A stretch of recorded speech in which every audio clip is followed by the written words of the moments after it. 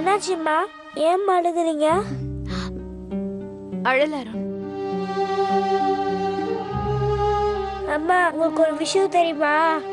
நான் என்னோட drawing book கிரேயன்ஸ் எல்லாத்தையும் பேக் பண்ணி வச்சுட்டேன். சீக்கிரம் வாங்கம்மா, நம்ம அப்பா வீட்டுக்கு போகலாம்.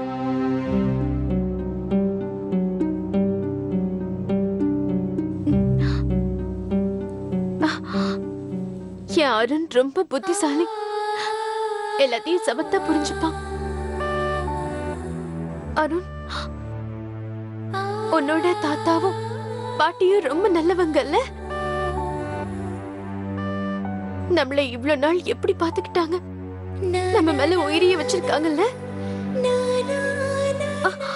அது மட்டும் இல்லாம நீ பாட்டி கொடுத்ததான பாலே குடிப்ப, தாத்தா கூட தினமும் விளையாடுவ. ஒருவேளை நீ என் கூட வந்துட்டேன்னா அவங்களுக்கு வருத்தமா இருக்கும்ல. அப்படி நடந்தா அது உனக்கு சுத்தமா பிடிக்காதுல்ல.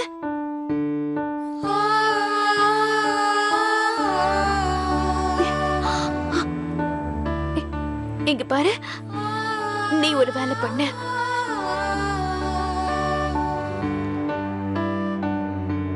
இன்னும் கொஞ்ச நாளைக்கு நீ தாத்தா பாட்டி வீட்லயே அவங்க கூட இருந்த.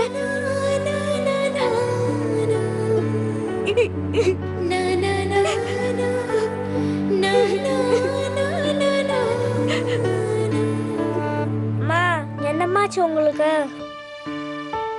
நான் எப்படி இனிமே அவங்க கூட இருக்க முடியும்? அதான் புது அப்பா கடிச்சிட்டாங்களே, இனிமே நாம அவங்க கூட தானே இருக்கணும். நாம வேணா ஒண்ணு பண்ணலாம். நாம தாத்தாவும் பாட்டியும் நம்ம அப்பா வீட்டுக்கே கூட்டிட்டு போயிடலாம், சரியா? நம்ம எல்லாரும் ஒன்னா இருந்தா ரொம்ப சந்தோஷமா இருக்கும்ல. நான் போய் இப்போவே அப்பா கிட்ட பேசிட்டு வரேன். அவர் ரொம்ப நல்லவர். நான் என்ன சொன்னா கண்டிப்பா கேட்பாரு. போய் பேசட்டும் மாமா. நம்ம அதே மாதிரி பண்ணலாமா? நான் இப்போ போய் அப்பா கிட்ட பேசிட்டு வந்துடுறேன். அருண் வேண்டாம், நான் சொல்றத கேளு. அருண், என்ன செய்யறதுன்னு ஒண்ணுமே புரியல. ஆனா நம்ம ஏதாவது ஒண்ணு செஞ்சுதான் ஆகணும். ஒரே ஒரு வழி இருக்கு. அதை தவிர நமக்கு வேற வழியும் இல்லை.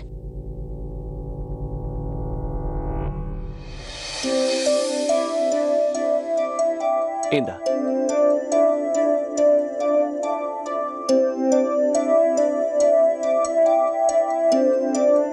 போதும்பா. அதுக்குள்ளையா? இந்தா, இத கொஞ்சம் சாப்பிடு. Very good. அப்பா அப்பா இங்க பாருங்கப்பா. அருண், நான் சொல்றத கேளு. இங்க இருந்து போலாமா? இல்ல, நான் அப்பா கிட்ட பேசிட்டு வருவேன். அப்பா அப்பா இங்க பாருங்களேன், நான் உங்க வீட்டுக்கு வந்தேன்னா தாத்தாவும் பாட்டியும் ரொம்ப கவலையா இருப்பாங்க. அதனால என்ன உங்க கூட வரக்கூடாதுன்னு சொல்றாங்க. அதனால நீங்களும் சொல்லுங்கப்பா. அம்மா கூட இருக்கலன்னா அதுக்கப்புறம் இங்க யார் சாப்பாடு கொடுப்பாங்க, யார் என்ன தூங்க வைப்பாங்க, அப்ப ஹோம்ஒர்க் எல்லாம் யார் எழுதுறது? அருண், இங்க பாரு, சொன்ன கேளு. வா என் கூட. வரமாட்டேன். நீங்களே சொல்லுங்கப்பா. நான் ஏன் உங்க கூட வீட்டுக்கு வரக்கூடாது? அதுக்காக ஒரு டிராயிங் புக்ஸ், என்னோட கிரேயான்ஸ் எல்லாமே பேக் பண்ணி வச்சுட்டேன். ப்ளீஸ் போய் கூட்டிட்டு போங்க. முடியாதுன்னு சொல்லாதீங்க. ப்ளீஸ் பா, உங்க கூட என்ன கூட்டிட்டு போங்க. ப்ராமிஸ். நான் வந்து எந்த செட்டையும் பண்ண மாட்டேன். என்னையும் உங்க கூட கூட்டிட்டு போங்க ப்ளீஸ். நான் அம்மா கூட உங்க கூட இருக்க ஆசைப்படுறேன். என்னையும் உங்க வீட்டுக்கு கூட்டிட்டு போங்க ப்ளீஸ். அருண், சும்மா இருக்க மாட்டியா? வா என் கூட, வா.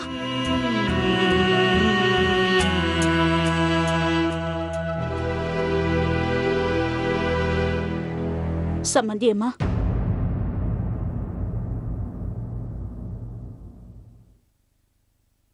சம்மந்தி அம்மா, தயவு செஞ்சு இப்படி பண்ணாதீங்க. உங்களை கெஞ்சி கேக்குறேன். அருண் இல்லாம ஆர்த்தியால வாழ முடியாது. நீங்க எதையும் போட்டு குழப்பிக்காதீங்க. கூடிய சீக்கிரமே என் பொண்ணு ஆர்த்தி உங்க குடும்பத்துல உள்ள எல்லார்கிட்டயும் நல்லபடியா பழக ஆரம்பிச்சிடுவா. அருண், பானு, பிரியா இவங்க 3 பேரையும் வளர்க்கறதுல எந்த குறையும் வைக்க மாட்டா. அதுக்கு நான் உத்தரவாதம் தரேன். நீங்க குறை சொல்ற மாதிரி அவ நடந்துக்கவே மாட்டா. ஒரு நல்ல மனைவியா, ஒரு நல்ல மருமகளா அவளால உங்க வீட்டுல நிச்சயமா இருக்க முடியும். ஆனா அவ குழந்தைகிட்ட இருந்து அவளை பிரிச்சிடாதீங்க சம்மந்தியம்மா. உங்களை கெஞ்சி கேக்குறேன் சம்மந்தியம்மா. உங்களுக்கு சந்தேகமா இருந்தா அவளை என்ன பண்ணணும்னு நினைக்கிறீங்களோ அதை பண்ணிக்கோங்க. ஆனா தயவு செஞ்சு அருண் கிட்ட இருந்து அவளை பிரிச்சிடாதீங்க. உங்களை கெஞ்சி கேக்குறேன். இங்க பாருங்க சம்மந்தியம், அருண் ஆர்த்தியோட நம்ம வீட்டுக்கு வரப்போறா.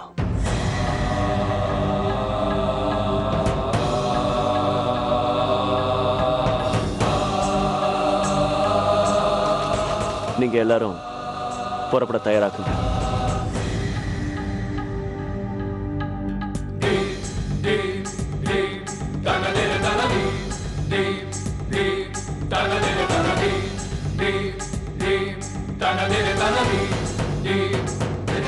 நான் என்னைக்கு இந்த கல்யாணத்துக்கு சரின்னு சொன்னனோ அன்னைக்கே ஆர்த்தி கூட அருணும் நம்ம வீட்டுக்கு வருவான்னு சொன்னா இல்லையா? அப்புறம் இதுக்காக பேச்ச மாத்துறீங்க?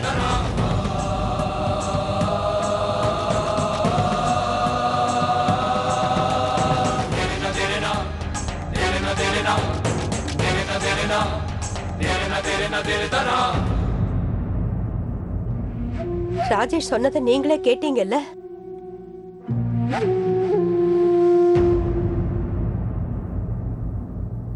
ரொம்ப ரொம்ப நன்றி மாப்பிள்ளை.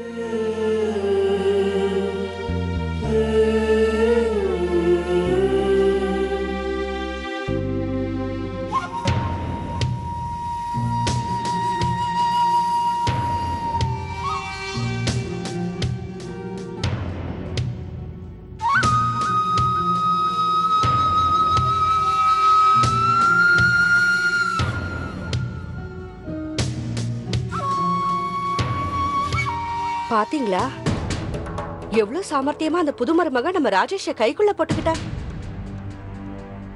கல்யாணம் முடிஞ்சு வீட்டுக்கு கூட போகல. ஆனா நம்ம பையன் இப்பவே அவ பேச்ச கேட்க ஆரம்பிச்சிட்டானே. இல்ல ராஜேஷ்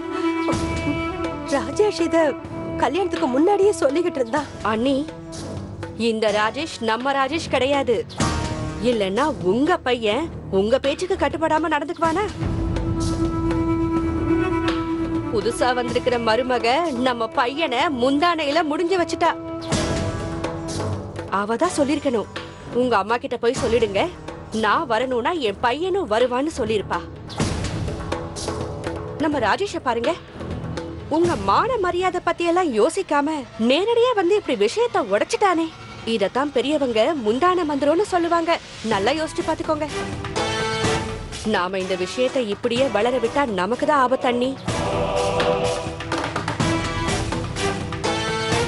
உங்களை நினைச்சாதான் எனக்கு பரிதாபமா இருக்கு. அந்த அபிதா பொண்ணுக்கு இது 2வது கல்யாணம். அவளுக்கு ஒன்னும் தெரியாம இல்ல, நல்ல விவரம் தெரிஞ்சவதா. நீங்க எதுக்கும் பார்த்து நடந்துக்கோங்க.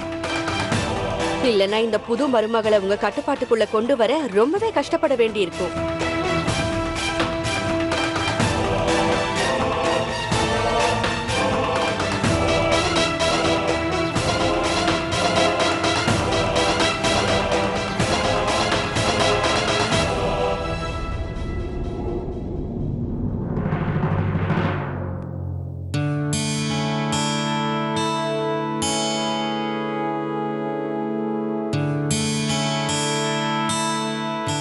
நான் உண்மையதான் சொல்றேன் ஆர்த்தி.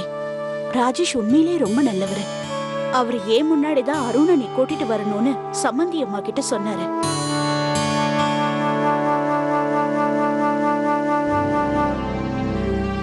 இப்ப சந்தோஷம் தானே?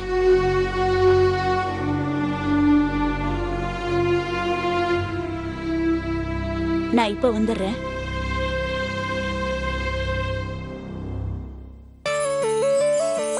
உண்மையிலேயே அவர் இந்த மாதிரி செஞ்சிருந்தாருன்னா நான் இந்த உதவியை காலத்துக்கும் மறக்க மாட்டேன்.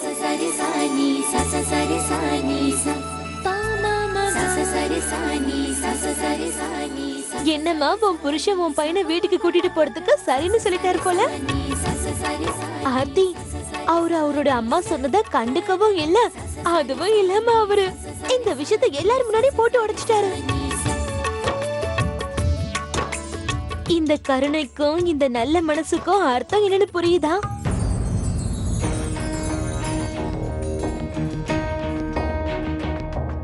ஆம்பளைங்க இவ்ளோ ஸ்வீட்டா இவ்ளோ நல்லவங்களா நடந்துக்கிறாங்கன்னா அதுக்கு பின்னாடி ஒரு பெரிய காரணம் இருக்கிறதா அர்த்தம். ஃப்ரீயா யாருக்கும் எந்த உதவியும் செய்ய மாட்டாங்க. செய்யற உதவிக்கு வட்டியும் முதலமா திரும்ப வாங்கிப்பாங்க. ஆம்பளைங்க இப்படிதான், இதுதான் உண்மை. அத நம்மளால மாத்த முடியாது. இங்க பாரு, ராஜேஷ் உன் சந்தோஷம் என்னன்றத யோசிச்சிருக்காரு. அதே மாதிரி இப்போ அவர் சந்தோஷம் என்ன நீ யோசி. இது give and take my dear. உலகத்துல இருக்கிற எல்லா விஷயமும் இப்படிதான் நடக்கும். சொல்றத கேளு ஆர்த்தி, நீ அந்த ராஜேஷ் கிட்ட கொஞ்சம் ஜாக்கிரதையாவே நடந்துக்கோ. அவர் உண்மையிலேயே என்கிட்ட இருந்து எதையாவது எதிர்பார்த்துதான் இந்த வேலையை செஞ்சாரா?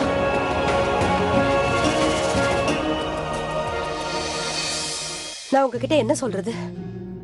அருணை அவங்க வீட்லயே ஒரு 10-15 நாள் வச்சுக்க சொல்லலான்னு சம்மந்தி அம்மா கிட்ட இத பத்தி போய் பேசினேன்.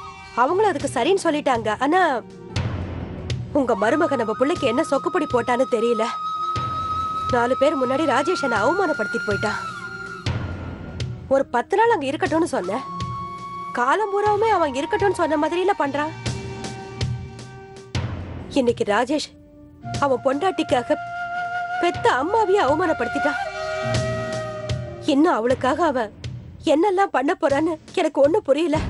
இப்ப எதுக்கு தேவையில்லாம மருமகளை திட்டுற? நீ தானே தப்பு பண்ண. கல்யாணத்துக்கு முன்னாடியே ராஜேஷ் ஆர்த்தி இங்க வரணும்னா அருணும் கூட வரணும்னு சொன்னானா இல்லையா? அப்படி இருக்கும்போது எதுக்கு தேவையில்லாம பிரச்சனை பண்ற? உனக்கு இந்த நேரத்துல யாருகிட்ட என்ன பேசணும் பேசக்கூடாதுன்னு எதுவுமே தெரியல. என்ன நினைச்சிட்டு இருக்க உன் மனசுல? இப்போ தேவையில்லாம நேரத்தை வீணாக்கிட்டு இருக்காத. போய் நடக்க வேண்டிய காரியம் என்னன்னு பாரு. நீ பண்ற சின்ன சின்ன பிரச்சனைகள்னால எனக்கு தலைவலி தான் வருது.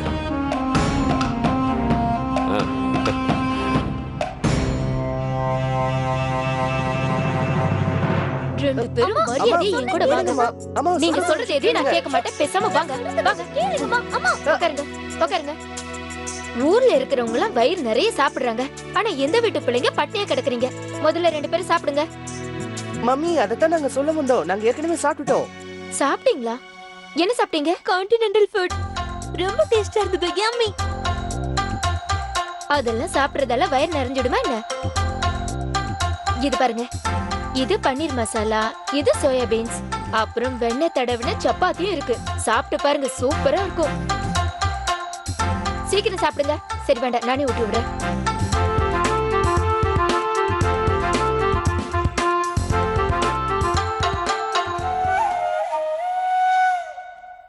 இல்ல வேண்டாம்மா, முதல்ல எங்களுக்காக ஜூஸ் எடுத்துட்டு வாங்களேன் ப்ளீஸ்.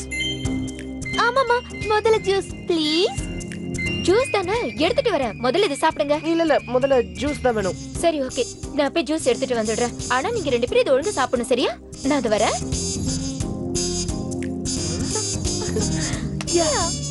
அம்மா, என்ன ஜூஸ்னு கேட்கவே இல்லையே. உங்களுக்கு என்ன ஜூஸ்?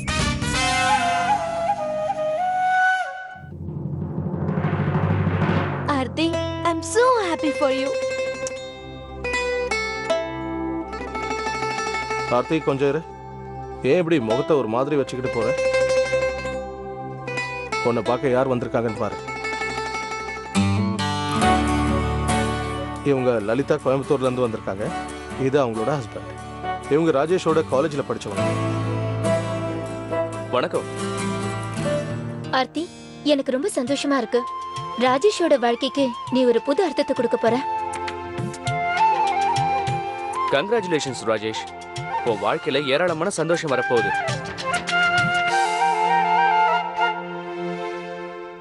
அட அட என்னப்பா, கல்யாணங்கிறது சந்தோஷமான விஷயம். இங்க உட்கார்ந்து எமோஷனல் ஆயிட்டு இருந்தா எப்படி?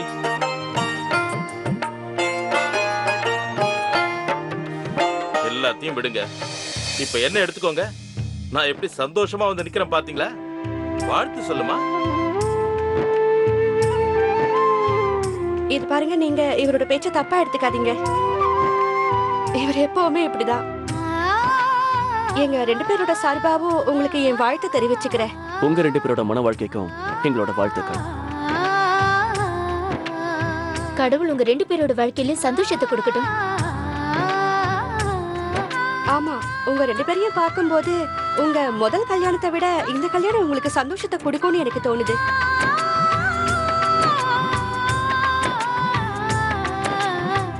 அபிதா, நேரமாச்சுமா? எங்க வீட்டுக்கு போய் நிறைய சடங்குகள்லாம் செய்யணும். ஏற்கனவே நீ ரொம்ப லேட் பண்ணிட்ட.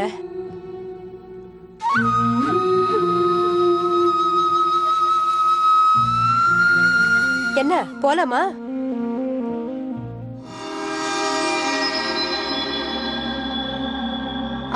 அருணை காணுமே. அவனை பத்தி நீ எதுக்கும் கவலைப்படாத. இங்கதான் பக்கத்துல இருப்பான். சம்பந்தியம்மா, சடங்குகள் முடிச்சிட்டீங்கன்னா மருமகளை கூட்டிட்டு போறோம்.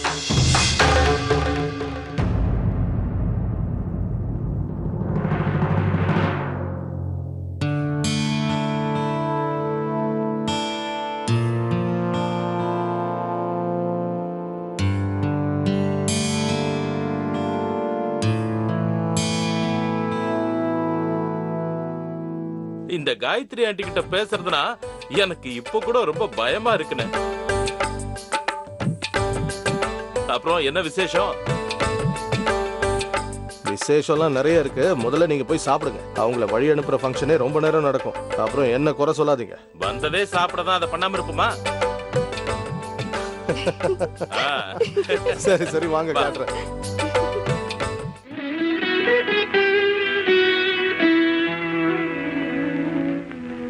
இதயமே